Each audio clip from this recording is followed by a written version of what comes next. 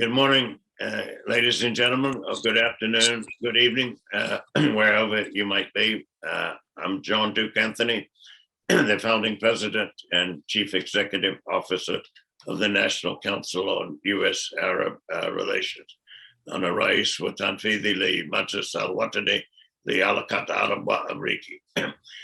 We have a distinct privilege and pleasure and honor to focus on one of the most important Arab countries, Middle Eastern countries, Islamic countries, and I would make the case globally vital countries, namely the Sultanate of Oman.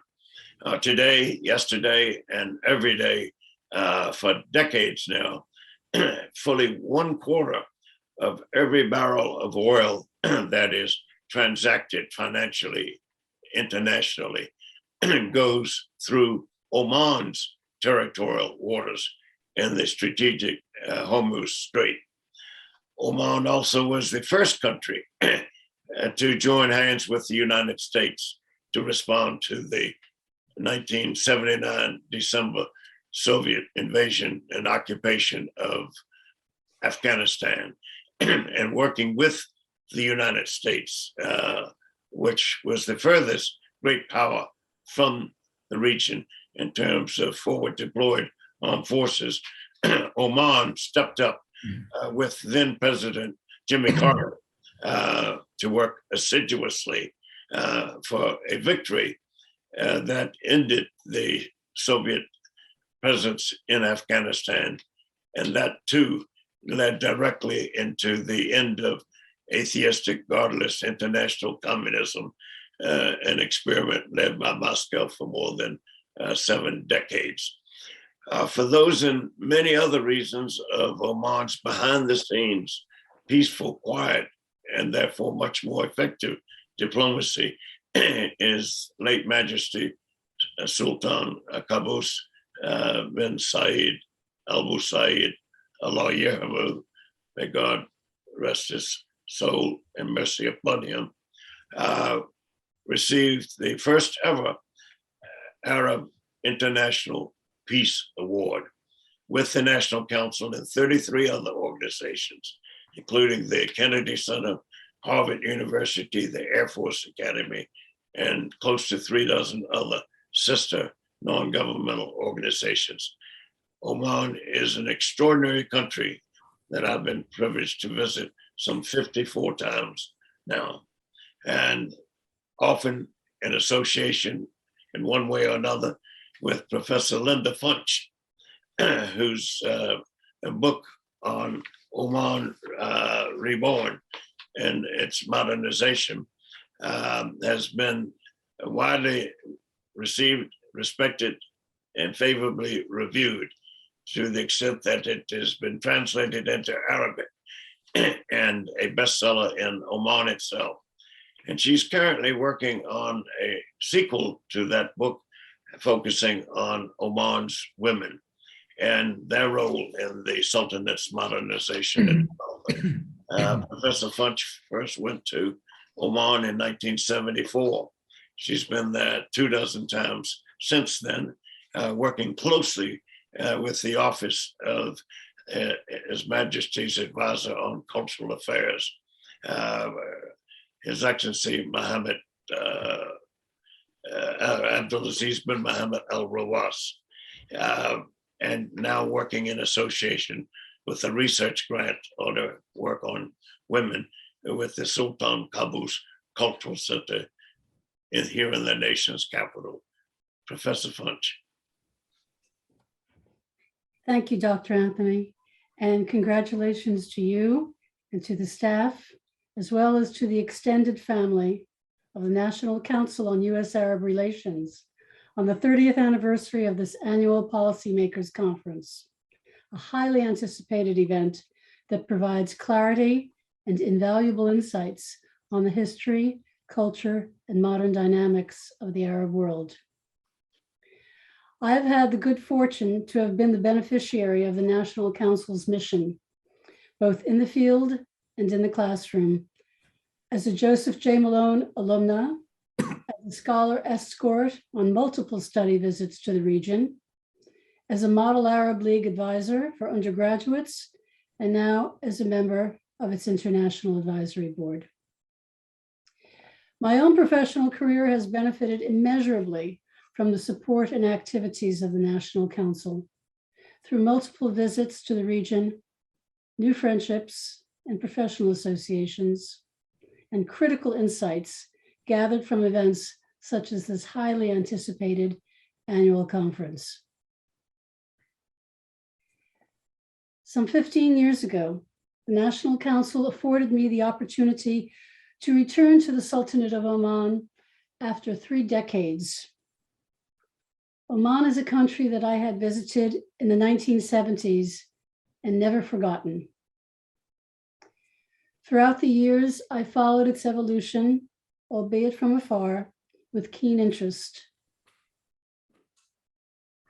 Since that fateful study visit as a member of a delegation of educators in 2006, I have returned to Oman numerous times, accompanying groups of both military and civilian travelers to that enchanted land and sharing with them and others through a series of publications the unique narrative that renders that country the good news story of the Middle East. Largely overlooked in the mainstream media, the Sultanate of Oman flies under the radar of breaking news, routinely escaping headlines and global attention. Even within the community of Middle East scholars, research in Oman is relatively sparse.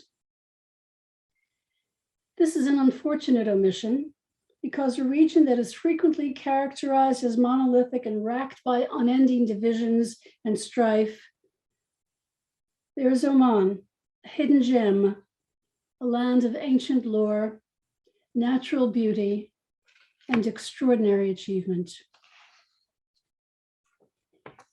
In many ways, the Sultanate represents the exception to the rule. From its geostrategic location at the crossroads of major land and sea routes, to its rich history at the center of ancient copper and frankincense trade, to its 19th century history as a commercial empire spanning Arabia, Africa, and South Asia, Oman's modern story is compelling. In the mid-20th century, an unfortunate constellation of factors plunged the Sultanate of Oman into a state of extreme poverty, internal divisions, and isolation from much of the world. By 1970, Oman was a country fraught with seemingly unsurmountable challenges. With only 3 government-funded primary schools in the entire country, enrolling approximately 900 boys, illiteracy was rampant. Modern healthcare for ordinary citizens, aside from that provided by generations of American volunteers in Muscat, was unknown. Disease and malnutrition deprived Omanis, whose life expectancy was roughly 47 years, of much hope for the future. Absent modern infrastructure, there were a total of 10 kilometers or 6 miles of paved road in the entire country, whose territory on the southeastern littoral of the Sea of Oman and the Arabian Sea features dramatic mountain ranges, vast desert expanses, and more than 1,000 miles of coastline. Further, internal divisions and secessionist warfare, largely driven by Cold War powers in the South, drained the limited coffers of the national treasury. Development, as we understand it, was but a mirage. This all changed in July of 1970, when Qaboos bin Said bin Taimur became the Sultan of Oman, proclaiming that yesterday was complete darkness and tomorrow will be a new dawn. over the course of the next 50 years, Sultan Qaboos, may he rest in peace, transformed his country beyond recognition. His vision and resolve ultimately united the people of Oman, diverse in many ways, in common purpose, producing a cohesive national spirit that is palpable to this day. The architect of the modern Omani Renaissance developed the infrastructure of a modern state, introducing an ambitious program of social welfare, including education and healthcare for all citizens, empowering women to be full participants in the development of the country, raising the standard of living for all citizens, developing modern institutions of government, including a constitution, bicameral parliament, and universal suffrage, and establishing the rule of law. The legacy of Sultan Qaboos lives in the hearts and minds of every Omani.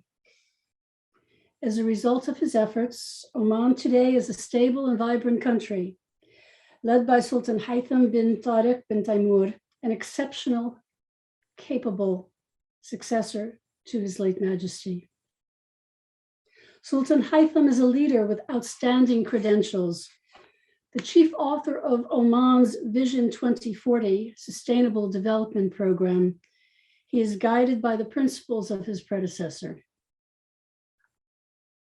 in both domestic and foreign affairs, ensuring the economic viability of the Sultanate and observing Oman's commitment to peace, neutrality, and non-interference in the internal affairs of other nations. As friend to all, enemy to none, the example of Oman is one which might well serve as a model for others in these contentious times. With that, it is my very great honor to turn the program over to Dr. Anthony, who will introduce the distinguished representative of the Sultanate of Oman in the United States, His Excellency Ambassador Moosa Hamdan Al-Ta'i. Dr. Anthony. Thank you. Thank you, Professor Funsch, for that background, a very valuable context and personal and professional perspective. Mr. Ambassador, you have become increasingly well known in the nation's capital as the representative of the country that has longest had a diplomatic history and relationship with the United States, dating from 1833 and that treaty known as the Roberts Treaty in English of amity or friendship and commerce, and sending the first Arab ambassador to the United States, sailing all the way from Oman to New York City and the shores of the United States to meet with the then US government administration and White House staff and leadership. Ambassador Al-Tai comes with a diverse, rich, and storied preparation, experience, and career. I'm going to dispense with any further personal introduction of the ambassador in order to allow him more time to focus on the substance of his remarks, because Oman is still underappreciated, not nearly as well known and respected as it deserves and needs to be the case. On the other hand, its hallmark, its trademark, and that of the ambassador himself is low-key, low profile, away from the headlights, away from press conferences, in order to be more effective in earning and keeping the trust and confidence of parties to contentious disputes.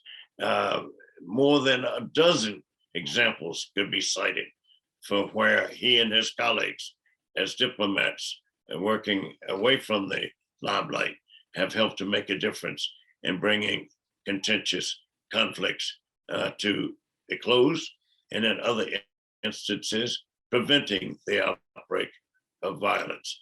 Mr. Ambassador, the floor is yours. Thank you very much, Dr. Anthony. And thank you, Professor Linda, for your kind words.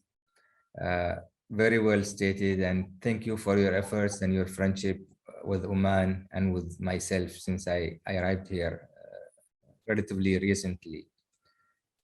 I am very pleased to address the 30th Annual Arab-U.S. Policymakers Conference. By the mere number, marking 3 decades and going strong, shows how important the role it plays in enriching the very important relations between the USA and the Arab world. Congratulations on the conference's Pearl anniversary. Good morning and good afternoon to everybody and here and abroad. The National Council on U.S.-Arab Relations has been a good friend of our region throughout. It plays an important role in bringing our people together, highlighting our common interest, and enriching what sometimes fade due to geography. Our dear friend, Dr. John Duke Anthony, has made numerous visits to our countries, including leading important delegation encompassing every field imaginable.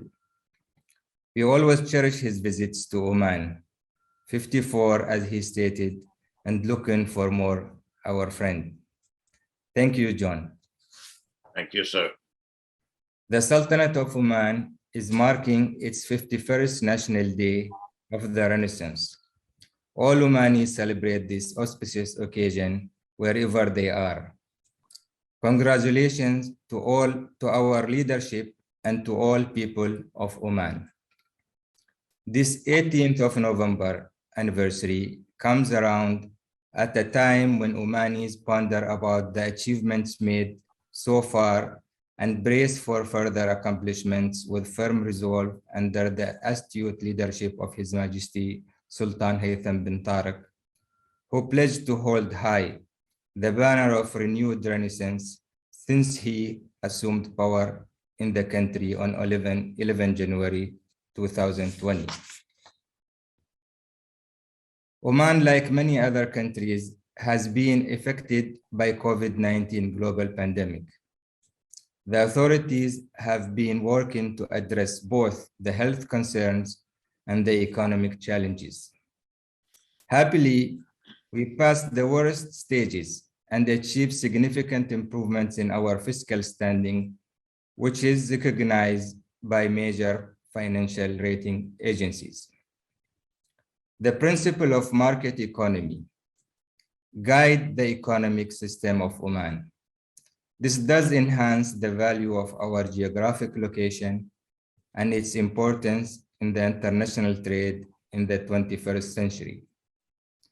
Political stability, infrastructure seen in roads, airports, ports, industrial estates, access to regional markets, tourism, and investment opportunities in several development sectors.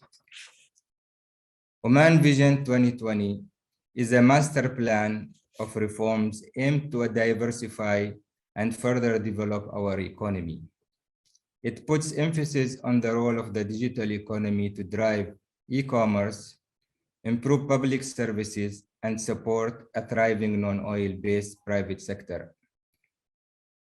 The main sectors of this vision include manufacturing, logistics, mining, tourism, and fisheries. Oman has also made significant investment and advancement towards addressing climate change, utilizing the very advantageous location which gives us exposure to solar energy, wind energy, among many others renewable sources of energy.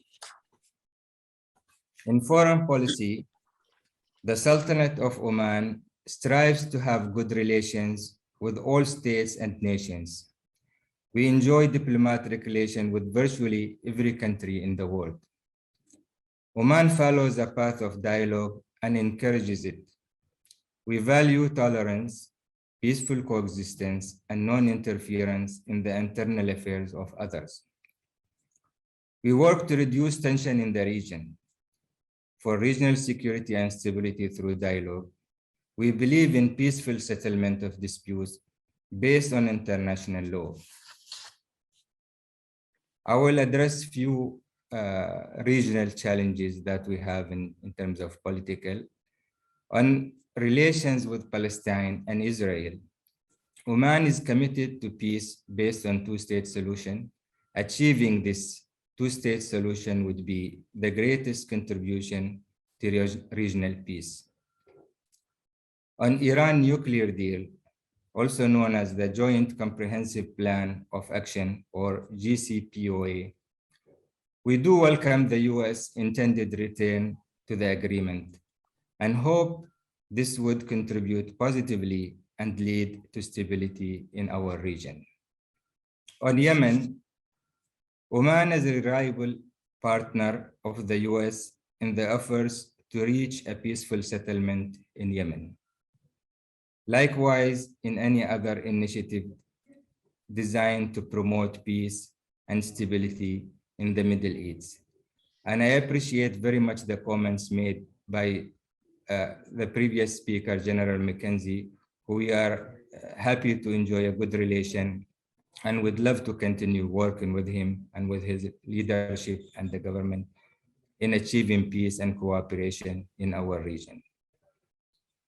We have welcomed the initiative announced by the Kingdom of Saudi Arabia to reach a political solution to the crisis in Yemen, and will continue to work with the UN and other parties to achieve such political settlement. We encourage the international community, especially donor countries and organizations, to address the dire humanitarian situation in Yemen, to provide and deliver much needed humanitarian assistance. We understand it is very complicated, especially the suffering of the general citizen across Yemen.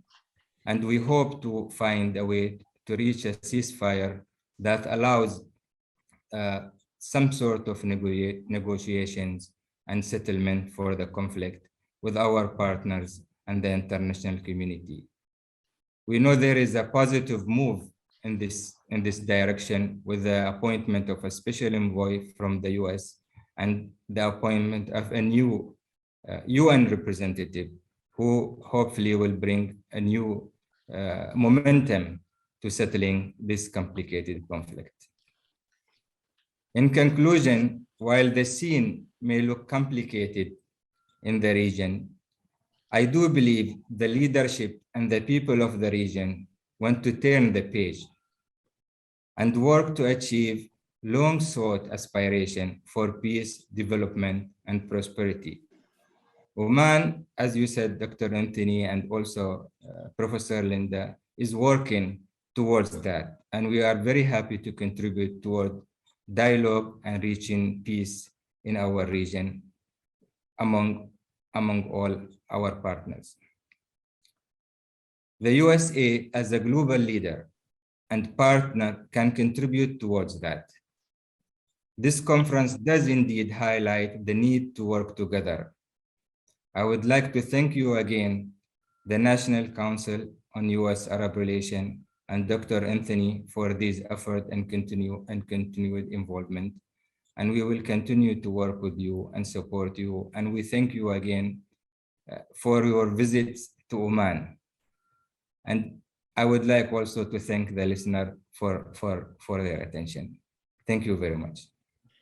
Thank you, Mr. Ambassador. And for the viewership and listenership, you have the quintessential example and model of modesty and self-effacement, characteristics that are all too rare.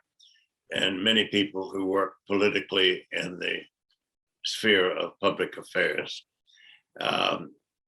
Neglected on my part in my brief introductory remarks was how Oman was perhaps the most visionary, strategic thinker and leader in the establishment of the 6-country Gulf Cooperation Council of Bahrain, Kuwait, Oman, Qatar, Saudi Arabia, and the United Arab Emirates. And it was at that first inaugural summit that His Majesty Sultan Qaboos insisted that there be a geostrategic and defense component to what was also obviously in the economic interest of the 6 founding members of the GCC for greater intra-regional cooperation. And also what Oman has done in the case of Somalia and the case of international piracy in the Arabian Sea and the Indian Ocean, which came to a halt, not just because of the United States, Great Britain, and France, but again, behind the scenes diplomacy by Omani representatives who went to Somalia to ask the basic question, why do you engage in piracy? And in zeroing in on that with more than a dozen private diplomatic entrees to Somalia. Oman was the greatest regional contributor to taking that bold step to enhance security, stability, and the greater prospects for peace and prosperity in the Arab East. Mr. Ambassador, we're grateful for your remarks on that, and wonder if you might expand on an even less well-known component of Oman's geography and geostrategic, geoeconomic position. People know the name of Muscat. People know the name increasingly of Salalah. People are aware that Oman is vital to freedom of navigation, and that it is the most strategically situated Arab country on the global east-west and west-east maritime routes.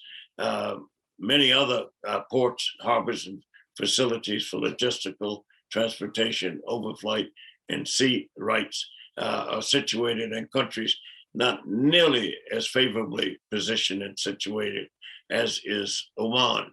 But there is now an additional logistical asset of global significance and implication for all countries' foreign policy objectives on the eastern side of Oman, called Duqm. In English, it would be spelled D-U-Q-M. I will ask the ambassador if you would be good enough to explain the significance of what this means, not just for Oman and the Omani people, but for the region beyond Oman and global well-being as well. Were you comfortable addressing that question, Mr. Ambassador? Yes, thank you, dear Dr. Anthony. As I stated earlier, one of the pillars of Vision 2040 is logistics, and Duqm, also known as Special Economic Zone of Duqm, is a very vast geographical area in the eastern central part of Oman, located open on the Arabian Sea. It's more than 500 square kilometer of area designated as a special economic zone to further our development in terms of economic and especially logistic. That goes back to our seafaring history, where actually that part played big part in the trade from ancient times. We think it's a very opportunist for many international investments. It is a very diverse industrial state. It's one of our latest industrial states. We do, as you stated, have Sohar and Salalah. So Duqm has the potential to contribute a lot in the future of Oman economically, with this huge and diverse and very well developed master plan that allows heavy industry, medium-sized industry, and even small industry, the seaport, a dry dock, and many other industries are developing. There is huge interest globally from various regions, and this port is very, very big and receiving big ships that visit, whether it's, for trade or forecourt services, and some of the maintenance that being done by the dry dock that is now growing very fast and rapidly in very well located area across the navigation routes around the world. So I think, it is very, very much part of our plans, and I hope it gets further attention from the international community. I know there is a lot of an interest also from the US for a lot of port visits and for investments. And I invite everybody who is interested to look into it or reach out to me or, to Oman directly about exploring the opportunities in Duqm Port and Duqm Special Economic Zone. Thank you. Thank you, Mr. Ambassador. Could you mention the role of China in this vision and this development plan? Americans being fed a narrative of China as a threat. I do not believe that Omanis perceive China as a threat. It is an ascendant geopolitical player and partner, but a threat, no.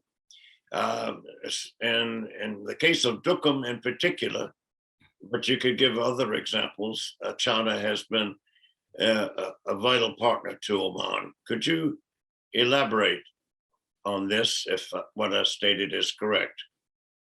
In case of Duqm, as I said earlier, there is interest from various economic partners. China is a global economic player, and it may have interest in some parts of industrial parts of the Duqm. There isn't much yet developing, but a lot of interest has been presented to Oman. If it fits with our balanced development for the economic region and with our plans for development, obviously we welcome every investment. Likewise, as I said earlier, we invite the US. We have very strong partnership economically with the United States. We have a free trade agreement. We have other framework agreements that really would contribute to doing business between the US and Oman. We have, in terms of our access port to the region through Duqm or through our ports, we can facilitate, for example, a lot of plants that would serve the region from American businesses. I mentioned earlier, renewable energy is very much in play there, among many other opportunities for America and for all our partners that would be beneficial for both sides. So everybody is welcome, as you said, and you mentioned earlier, our good relation very much with every country in the world. We are very much interested in doing business. Okay, thank you, sir. A different question, hope you would feel comfortable addressing, would be the nature of your work, your weekly or daily activities in terms of your priorities, representing the Sultanate to the entire United States of America. It's one thing for Americans to go to Oman and to experience it personally, professionally, culturally, socially, developmentally, and to realize that Oman takes a portion of any visitor's heart and is slow to give it back. Certainly, it still has a significant portion of my heart. Its people long ago won me over.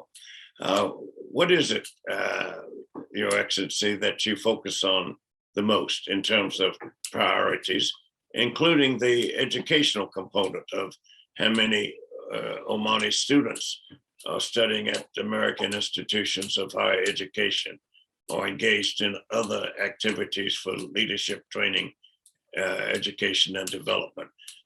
Might you give us a window on your life as a diplomat in trying to strengthen, improve, protect, and enhance the Omani-US relationship? Thank you. Well, I do hope and I do invite everybody to visit Oman and interact with Oman and take their time. And I'm sure they will not regret visiting Oman, whether it's for vacation or for business. And you mentioned that earlier. But on the other hand, we are here. The embassy is open. The embassy represents Oman. Every sector of Oman is represented. And I am here trying to reach out to as many as possible leaders, regional and here in Washington. I arrived a little bit at, I've been here less than a year, and I arrived at a little bit, challenging time in terms of traveling and reaching out. But we do have this technology, we have other venues, and things are opening up. But I do focus, I very much appreciate the welcome I received from the American government. We are working with our counterparts on all issues. And we are trying to, while we don't have problems directly between Oman and the US, we are working in addressing a lot of regional challenges and trying to put hands together to resolve many of the issues you mentioned. We do try to keep a low profile on this because it is conducive for the success of these efforts to little bit try to work on them directly with the people concerned. But we try to be out when it is needed and speak about these things because these are positive things we're doing with our partners in the United States. And we always appreciate working with them at every level. Here, personally, I'm trying also to engage the business community and try to utilize the framework agreements we have, like the free trade agreement, exchanges, many of the exchange programs that we have to try to get the interest. We know the geography sometimes is challenging, but there is so many opportunities. And every now and then I hear a lot of successful stories that people made the extra step, went the extra mile and did something good between Oman and the United States. So we would like to see more of that. I am here. I will continue working with this. I am very, very honored to be working in this capital, surrounded by friends. My staff in the embassy are open and ready to work with everybody. And hopefully we do something that make us proud from both sides. As to education, yes, as it is known globally, the United States is a leader in education. Many of state-of-the-art, highly ranked universities. And we are interested in getting some of our students, some of them on international scholarship financed by the Ministry of Higher Education, and some of them come up on their own to actually learn in these very highly rated institutions. So we hope to continue that. We have some 4,000 students at the moment. We're trying to get more. Traveling is not easy, but we hope we can get more, and we have to learn a little bit more and get some of this education taught as well in Oman. Maybe some of the institutions can do, agreements where some of the teaching be done in both sides of the oceans. And we look forward to continue that.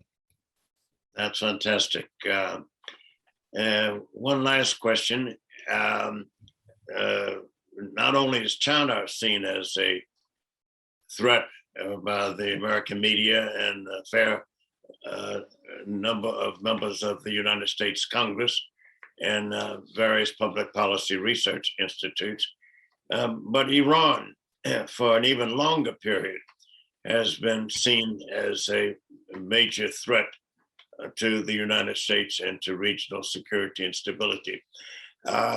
It would be of great value and interest if you could just speak about the importance of Iran from an Omani perspective. I mean, all countries are looked at by other countries as objects to be friends with, or to avoid, or to cooperate with. But at the same time, every country is an actor with its own legitimate needs, concerns, interests, and goals. How, from an Omani perspective, not an official viewpoint, but just an Omani perspective, is Iran viewed in the region and in its relationship with Oman? We do have a good relationship with Iran. We have a good working relationship with Iran. our region, they all have like some sort one or another way of relation and interaction with Iran. Iran is our neighbor. It has been there. It will be there. So that is a reality we are working with. We understand the concerns of some of our brothers, and we are always talking to them. We have in the past contributed to some, at least, reduction of tension between our, in the region, between our brothers and, Iran. As to the US, we also worked in the past to bridge some difficulties. I know that, and listening earlier to General Mackenzie's remarks, I know there is a lot of work needed to diffuse this tension. We can work, we can help. We did in the past. If needed, we are very happy to contribute to providing stability and trying to bridge ideas between both sides. I think it is much needed. Diffusing the tension and de-escalation is very much needed in the region in all issues that are prevailing at the moment. One of them is Iran's relation in the region with some of the countries in the region and with the US as well. So we are very happy to help if needed, but we would like to wish all parties a very successful conclusion to all these negotiations that are going, whether directly or indirectly. Mr. Ambassador, thank you for offering hard to come by, but exceptionally vital information, insight, knowledge, understanding, and analysis. We couldn't ask for more. All the best to you, sir, and congratulations on your National Day. Thank you very much, sir. Thank you, and have a good, successful rest of the conference today and tomorrow. Thank you for inviting me again. Sure, inshallah, mashallah. Thank you, sir. All the best. Thank you.